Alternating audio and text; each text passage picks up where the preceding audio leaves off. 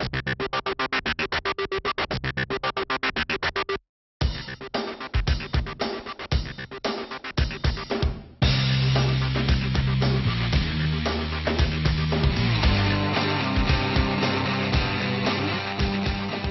¿qué tal? Muy buenas noches, bienvenidos a Escaño 131, soy Mario Saldaña, un gusto volverme a encontrar con todos ustedes, amigos televidentes.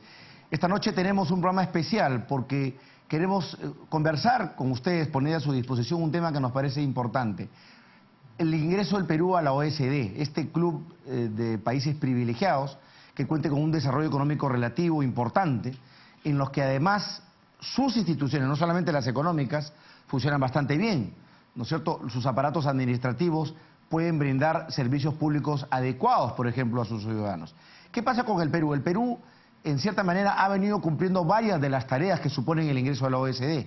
Tenemos una macroeconomía ordenada, tenemos instituciones que respaldan ese desarrollo macroeconómico en buen nivel, como el Banco Central de Reserva, la SBS, el Indecopi, instituciones que han permitido justamente que el Perú sostenga este crecimiento económico y, por tanto, su traslado hacia la lucha contra la pobreza. Pero ¿dónde tenemos una gran falencia? En el ámbito institucional. Tenemos instituciones como el Poder Judicial, por ejemplo, la Administración de Justicia, en la que no solamente no es predecible, sino que la presencia de la corrupción impide que la predictibilidad sea una realidad. Hay empresas y ciudadanos que sienten que probablemente pueden tener la verdad legal, pero no siempre la obtienen porque algún tipo de hábito o comportamiento inescrupuloso de los operadores de justicia los termina frustrando. Ese es un caso. Hay otros casos que tienen que ver con posibles cambios constitucionales. El tema del marco tributario, ¿no? Si el modelo tributario viene funcionando de esta manera y se pudiera mejorar. El tema famoso del control de fusiones y adquisiciones, el control previo me refiero, que ha generado debate en las últimas semanas justamente porque esta opción pues se pueda producir. Y en cierta manera todo lo que tiene que ver con servicios públicos, es decir, tenemos una educación rezagada, no solamente en calidad, sino en acceso. Tenemos una salud pública en niveles paupérrimos, donde hay que hacer toda una reforma. Ni qué decir de la seguridad ciudadana, que es el principal problema del Perú. Entonces, de cierta manera, esta agenda que tiene enfrente el Perú para llegar a la OECD es una agenda ambiciosa. El presidente Pedro Pablo Kuczynski ha planteado que la meta del Perú es el 2021, coincidente con el Bicentenario, lograr la pertenencia final a la OECD. ¿Vamos a poder alcanzar esa meta? ¿Cree usted que la clase política está en condiciones de acelerar ese proceso para lograr que como país lleguemos a la OECD en esa fecha? Ese es el tema que hoy día vamos a debatir junto a dos destacados congresistas. Me van a acompañar el señor Juan Carlos del Águila, él es presidente de la Comisión de Relaciones Exteriores del Congreso de la República, y el doctor Jorge del Castillo Gálvez, integrante de la célula parlamentaria aprista y además una persona que hace años justamente participó en los primeros esfuerzos que se estaban dando para que el Perú ingrese a la OECD. Con ellos dos vamos a conversar acerca de este importante reto nacional y también algunos temas de coyuntura relacionados a sucesos que han ocurrido la semana pasada. Vamos a ir a una pausa y regresamos ya con nuestros invitados. Ya volvemos.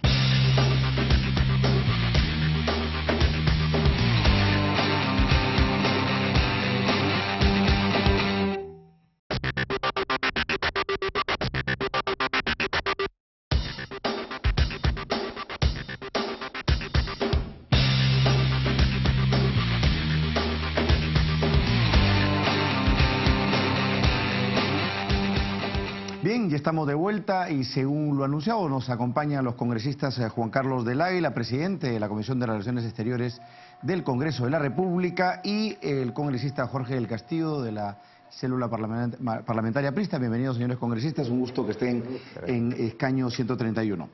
El tema de la OECD, el tema de la importancia que tiene esta instancia, esta entidad internacional para un país como el Perú. La primera inquietud que quizás muchas personas se hagan es ¿cuál es la importancia, la relevancia que una economía de mediana, digamos de mediano tamaño como es la economía peruana, un país como el Perú, acceda a una entidad de este tipo como la OECD?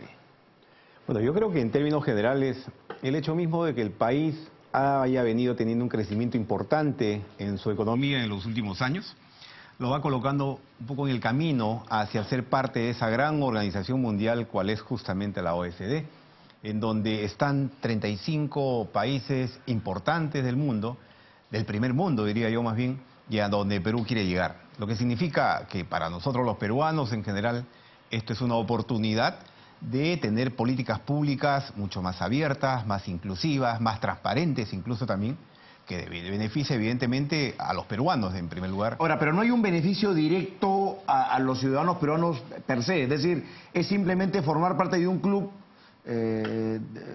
digamos, en los que todos se reconocen como economías casi de primer mundo, pero al ciudadano peruano en realidad no le representa un beneficio concreto, directo, inmediato, ¿o sí? Pero por supuesto que sí, y lo va a hacer porque el peruano común y corriente va a vivir en un país en donde, por ejemplo, las políticas públicas que se establecen, la gobernanza, como se lo llama también, va a ser acorde a la realidad de un país distinto, un país que va creciendo con mayor inclusión, un país que le permite al ciudadano, por ejemplo, acceder con mucha más facilidad a los poderes públicos, un país que puede obtener, un peruano en todo caso, que puede obtener mayor información, mucha mayor información veraz, oportuna incluso, que en este momento no la puede tener, competir en una economía más abierta, más inclusiva, generar oportunidades para que más inversiones puedan llegar a nuestro país también. Es decir, creo que el país tiene una gran oportunidad de cara a esta posibilidad de ser parte de este grupo importante. ¿Coincide usted, congresista? ¿Cree usted que es una suerte de, digamos, membrete que adquiriría el Perú de economía de primer mundo? ¿Ese es el significado de pertenecer a la OSD?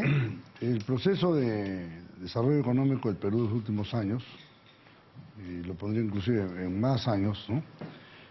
Ha ido paulatinamente avanzando. En el año 2007, ¿no?, logramos la primera calificación de grado de inversión. Debes recordar, Mario, lo importante que fue eso. Efectivamente. Y tuvimos 4 calificaciones de 0, ¿no?, en un tiempo bastante corto realmente. Pero eso sí trae un beneficio directo porque se abaratan los costos del costo Pero del es que todo es un proceso. Porque si no tienes grado de inversión no puedes ni imaginarte dónde, ¿no?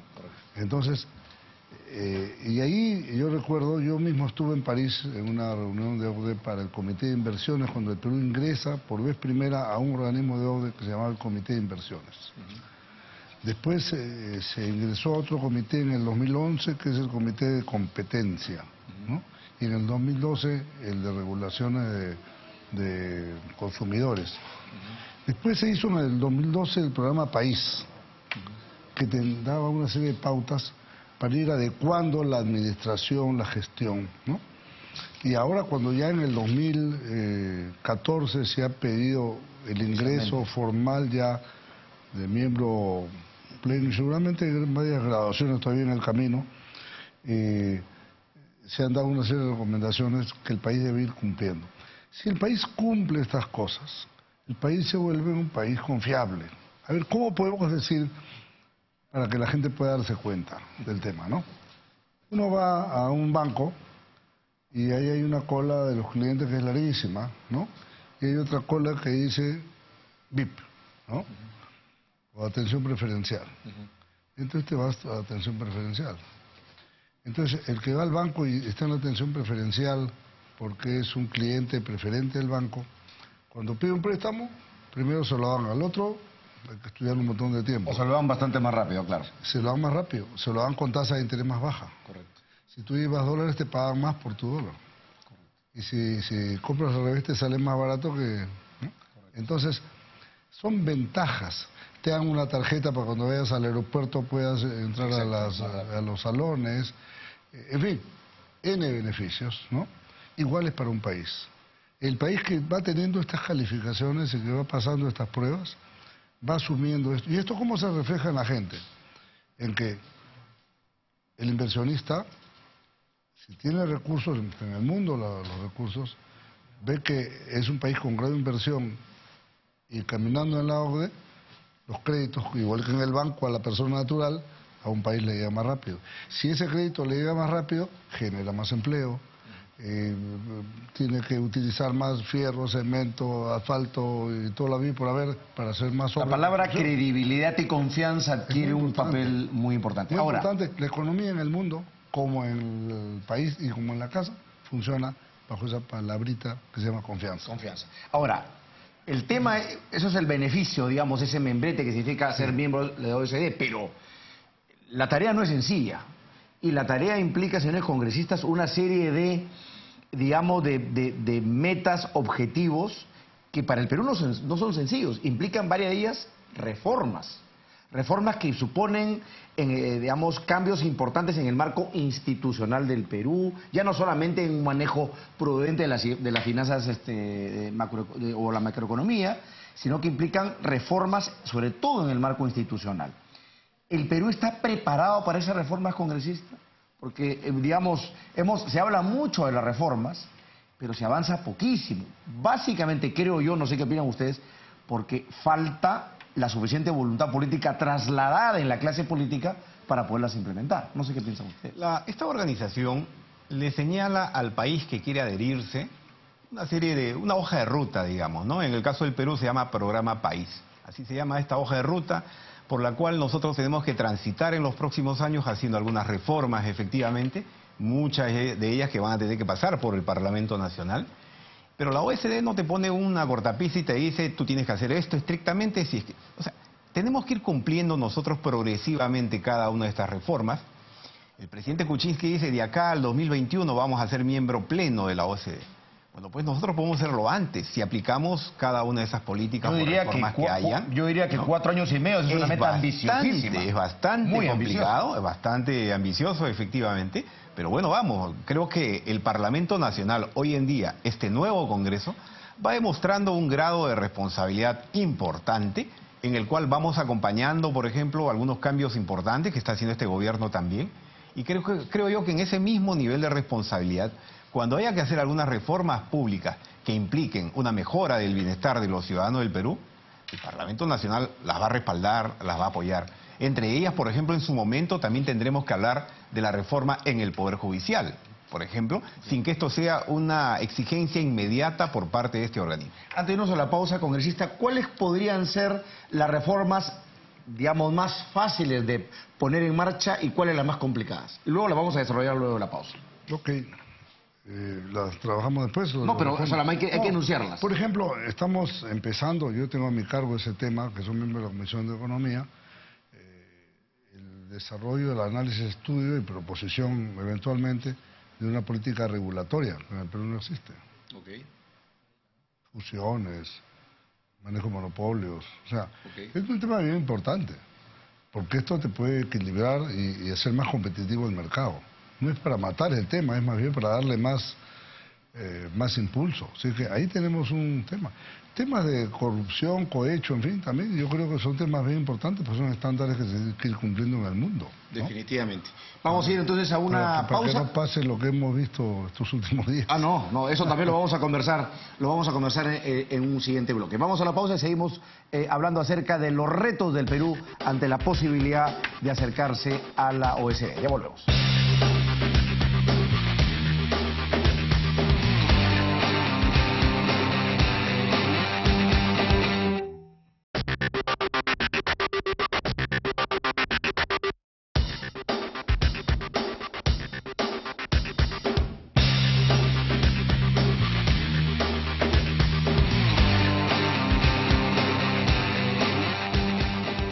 De vuelta, esto es Escaño 131 y me acompañan los congresistas Juan Carlos del Águila y Jorge del Castillo para hablar sobre los retos que suponen o tiene planteado el Perú en su objetivo, en su propósito de llegar a ser miembro pleno de la OSD. Nos planteamos en el anterior bloque, congresista, cuáles eran aquellas tareas más diríamos de más sencillo alcance en un corto o mediano plazo y cuáles son las más complicadas. ¿Qué es lo que usted tiene pensado respecto sobre este tema? Evidentemente lo que decía el congresista del Castillo en el caso del cohecho, por ejemplo, que es un tema que el gobierno y particularmente este Parlamento ya lo está tocando. Creo y ahí que en el tema de corrupción hay una tarea inmediata. Es importante para los países miembros de la OSD por ejemplo, dictaminar temas que nos orienten en un solo camino, en donde se condene tan igualmente el cohecho pasivo de cualquier forma, tanto en el Perú como en cualquier país miembro de esta organización. Y creo que en ese sentido vamos a dar pasos importantes en lo que es la lucha contra la corrupción, sancionando no solamente al corrupto, sino al corruptor, que es importante, que muchas veces viene incluso de las empresas privadas, no solamente está en el ámbito público, ¿no? Y creo que ahí hay que dar un paso. Por lo demás, en temas económicos, tributarios, en general la agenda es larga, es una serie de temas en realidad ambientales incluso también que comprometen algunos esfuerzos nuestros, en este caso del Parlamento Nacional, para dictaminar temas vinculados a cómo es que hay que proteger mejor, por ejemplo, el tema del ambiente en lugares y territorios como la Amazonía peruana. Qué bien que toque el tema ambiental porque, por ejemplo, en los últimos años se ha venido discutiendo de manera intensa el hecho de que Perú probablemente tenga una de las regulaciones ambientales más conservadoras, más exigentes para casi todos los sectores económicos, básicamente minería, hidrocarburos, energía, infraestructura, forestal. Entonces se dice, oye, ¿no resultará que este propósito de entrar a la OECD signifique que nos conviertan esta legislación en mucho más conservadora de lo que ya es y con la que el empresario tiene que batallar? ¿No hay ese riesgo? Frente a lo que se piensa, yo diría todo lo contrario, ¿no? ¿Qué cosa quiere un inversionista cuando viene trayendo sus capitales al Perú? Lo que quiere es reglas de juego claras, ¿no? No quiere, digamos, un sistema de control ambiental estricto de tal manera que no te permita quizá algún tipo de flexibilización. Lo que quiere el inversionista es que le digan las cosas claramente. Tú puedes invertir, por ejemplo, en hidrocarburos en la Amazonía, pero estas son las reglas de juego y tú tienes que respetarlas, ¿no? Y el Estado tiene que ser lo suficientemente fuerte y sancionador allí cuando corresponda. No queremos un Estado débil. Las reglas de juego en el tema ambiental de la OECD están absolutamente claros para los principales países inversores, que además son miembros de la OECD. Le pongo un caso que es puntual, dirigido al sector minero, el tema de las famosas ECA, de las emisiones de carbono. Muchas empresas peruanas, no peruanas, incluso transnacionales, que tienen obviamente subsidiarias acá, se quejan en el sentido de que la regulación, digamos, el estándar, el mínimo que se le exige en el Perú es incluso tan o más o superior al que puede haber una empresa en Suiza o en Australia o en Canadá. Entonces, ¿qué hacemos en esos casos? ¿La regulación la volvemos más flexible, la adaptamos a nuestra realidad o la ponemos aún más severa? Yo diría que tendríamos que estandarizar la regulación ambiental a lo que dice el escenario internacional. Tampoco podemos ser en extremo rígidos en ese tema, ¿no? Tanto que no aliente o en todo caso desaliente la inversión privada. Yo creo que ahí hay que trabajar de la mano con la OECD, por ejemplo, para que los estándares internacionales y otros organismos mundiales también nos permitan atraer inversión y no más bien hacerla ahuyentarla. Congresista del Castillo, usted tocaba mucho el tema del control control previo de fusiones, que es un tema que, dicho sea de paso, ha generado mucho debate, no solamente en Perú, sino en otras partes del mundo. En el Perú hay monopolios naturales, no son inconstitucionales, lo que se sanciona el abuso de posesión de dominio. Sin embargo, ir hacia este control de fusiones y adquisiciones podría de alguna manera ralentizar también el incentivo que tienen muchos mercados que tienden naturalmente hacia la concentración. ¿Qué riesgo hay de que una regulación como esta complique más las cosas? No, es que para empezar, a mí me parece que es un instrumento muy moderno fusionar empresas. Eso más bien parte de una lógica económica. Sumar, que todo el mundo quiere crecer, se alían con otros, crece la empresa, se juntan X inversionistas para hacer una empresa más productividad, grande. más competitividad. Eso no está mal. Lo que está mal es, o puede estar mal, cuando esto se convierte en un monopolio o puede adoptar una posición de abuso de dominio de mercado, ¿no? Okay. Entonces, ¿qué es lo que se requiere? Además, esto es una legislación que solamente afectaría pues, una fusión muy grande, ¿no? No estamos hablando de empresas que pueden ser un monopolio en una provincia, pues sí, estamos hablando del conjunto del país, ¿no? Entonces, ¿qué es lo que necesitamos hacer? Primero, si se producen fusiones, si se aprobara el control previo, se pueden poner determinadas reglas. Ustedes me hacen esta fusión, pero denme estas garantías para los trabajadores. Denme estas garantías para ver que no haya una posición de abuso de dominio en cuanto a precios o calidad, ¿no? Entonces, no suelte esta parte No acapare todo, suelte una parte para que siga funcionando. Y en Estados Unidos se hace eso a cada rato, claro que sí. ¿no es cierto? Hay casos notorios y en Europa también. Pasa que en el Perú hay varios mercados que son, no diría naturalmente, pero clásicamente concentrados, digamos. El sector financiero, por ejemplo. El sector cervecero, por ejemplo. El sector lácteos, por ejemplo. Son mercados tradicionalmente concentrados. Bancos relativamente concentrados. Hay 4 o 5 bancos. Que tienen el Se acaba de dar 80%. facultades legislativas para que entren más bancos. La China va a tener 1 o 2 bancos, seguro. Pero, por ejemplo, cerveza se acaba de fusionar Ambev con InBev, entonces tienen el 99% del mercado. Exactamente. Entonces eso había que pensarlo un poquito más, ¿no? Me parece. No impedirlo, sino tú puedes poner algunas reglas de comportamiento empresarial y si las cumplen, avante, ¿no? Perfecto. En la medida que no incurra en abuso de la posición de dominio. De eso se trata. Algunas de estas partes, o mejor dicho, si uno se pone a pensar en la agenda de miras a la OSD, ¿hay algunas de estas tareas que supondrían cambios constitucionales? Sin duda que si en algún momento toca ello, habrá que asumirlas. ¿Cuáles? ¿Dónde podría estar? Probablemente en la reforma judicial haya que efectuar algunos acuerdos de cambios institucionales y constitucionales en este caso también. Pero yo creo que antes hay que dar algunos pasos previos, ¿no? Hay muchos temas que ver sin necesidad de reformas constitucionales.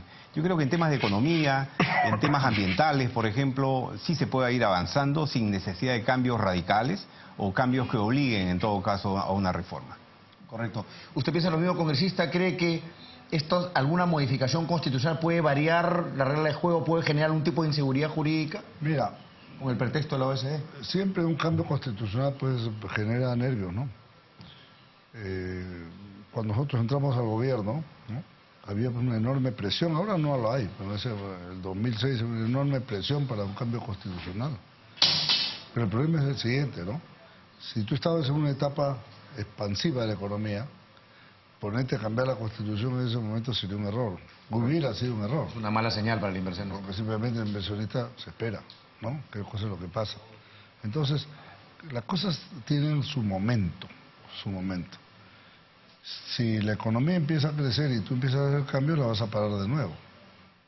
En el gobierno anterior, ¿qué es lo que pasó? Se creó una sensación de inestabilidad. Claro. Al final no hicieron barbaridades grandes, ¿no? Pero hicieron chicas. Y esas chicas suficientes como para generar, chicas me refiero, mayores estándares ambientales en muchas cosas, exigencias de otro tipo, dilaciones administrativas, crecieron los trámites. Eso desalentó las cosas. Si yo estuviera en su lugar, diría, si el Perú ya de por sí es un país sobreregulado, que esto la OCDE no signifique aumentar la regulación, porque estaríamos justamente yendo en el camino contrario a nuestro desarrollo. Hay que hacerlo más inteligente, más eficiente, pero no más abultado. Y bien pensado, ¿no? Yo creo que Exacto. hay economías que son un ejemplo, por ejemplo la de Chile, ¿no? Que hace rato ya viene siendo miembro pleno de la OCDE, México también lo es. Colombia probablemente lo sea antes que nosotros. Fíjate que son países miembros de la Alianza del Pacífico y que ya son miembros de la OSCE. Perú también lo quiere ser y estamos en ese camino. Vamos a ir a una última pausa y quiero regresar a hablar con ustedes ya para un tema de coyuntura. El día jueves el Pleno del Congreso aprobó esta exhortación para plantearle a la FAO desestimar la contratación de la señora Nadine Heredia. Un hecho que por supuesto ha generado mucha sorpresa y también mucho debate. Luego de la pausa venimos con ese tema.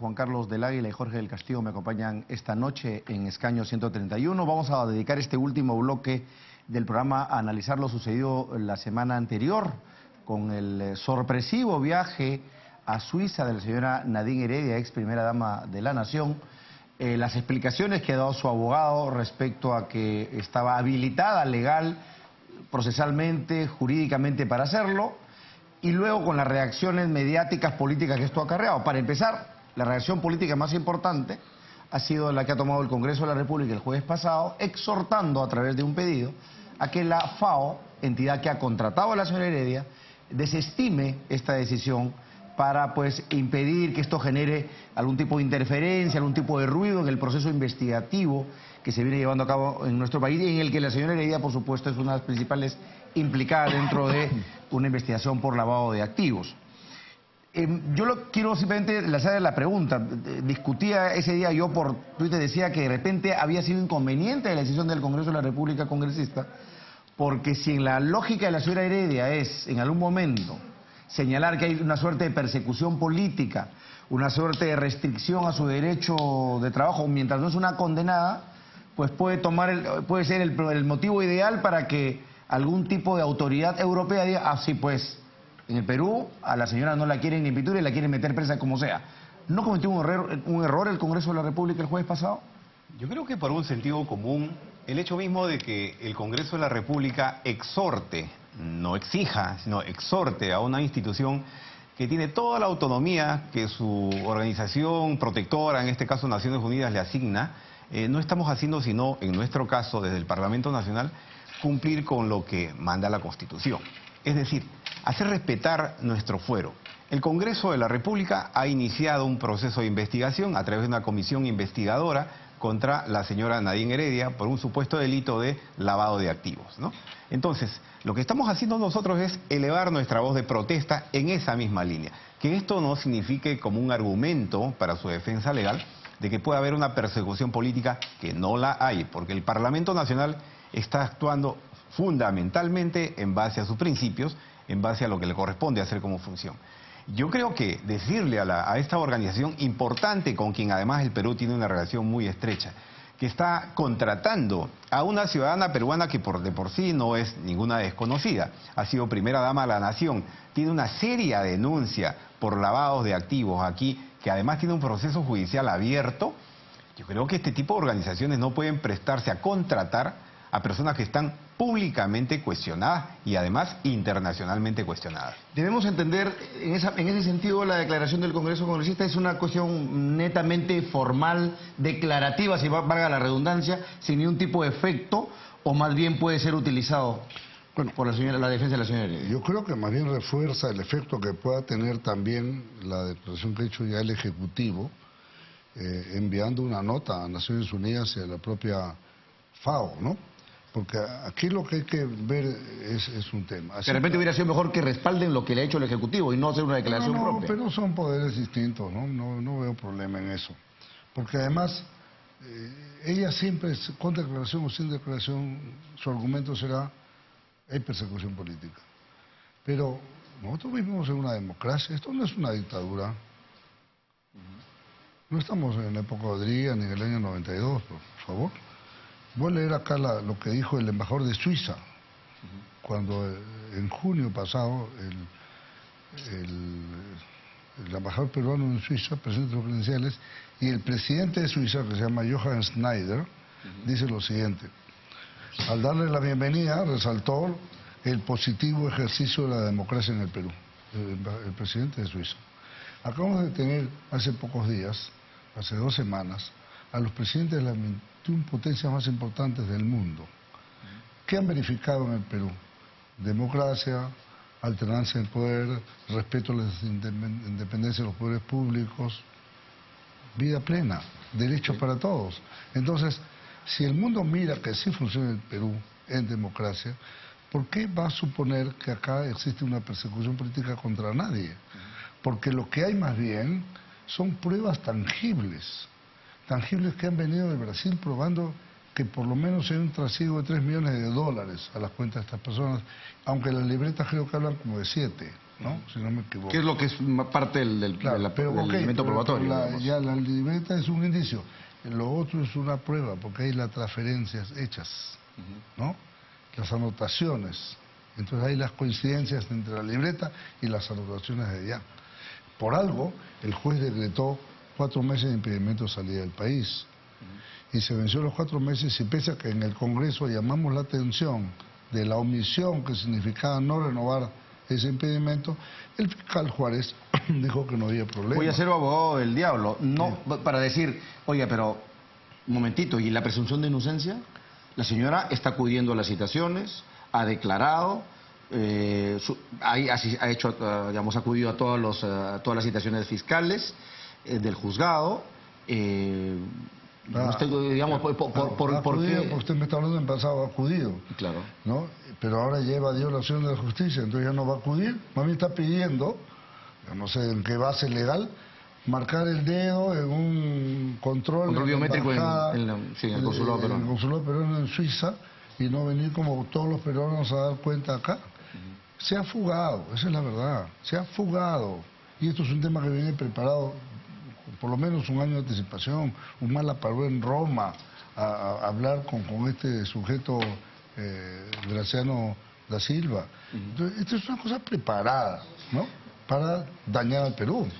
¿Hay algún riesgo de que ocurra algo similar con el señor Humala? Que, digamos, ¿qué es lo que podría suceder? Digamos, porque digamos, ya la desconfianza y los temores se han disparado.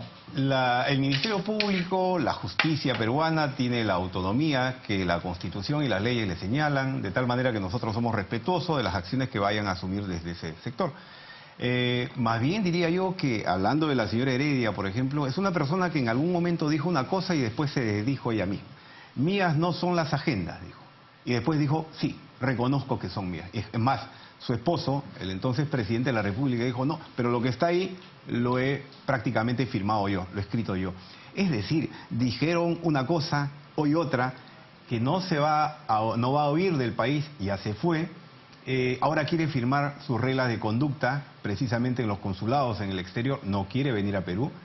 Pues entonces, ¿cómo creerle a una persona así? Nosotros lo único que queremos es que cumpla con las exigencias de la justicia peruana y se someta como cualquier otro ciudadano a lo que tiene que someterse. Si la señora Heredia cumpliera con la decisión del Poder Judicial peruano en el sentido de venir a firmar acá, aunque sea cada 3 semanas, ¿sería condenable que mantenga el trabajo que se le ha otorgado en FAO? Bueno, el trabajo aunque se lo han dado un poco de favor, ¿no? Si usted compara... Todo indica que sí, pero el currículum de la señora ciudadana china que salió con el de ella, pues llora, sí, pues el de ella. Una brecha muy grande, una brecha muy grande. Pero, ok, ella tiene el derecho al trabajo, eso nadie se lo va a negar. Lo que no puede usarse es esta cosa subrepticia de salirse del país, ¿no?, escondidas, casi escondidas.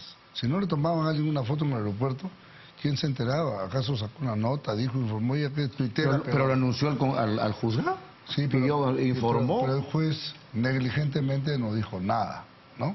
Y se quedó callado la boca 2 días. Lunes y martes. Y hasta ahora no dice nada. Vamos a ver qué resuelve.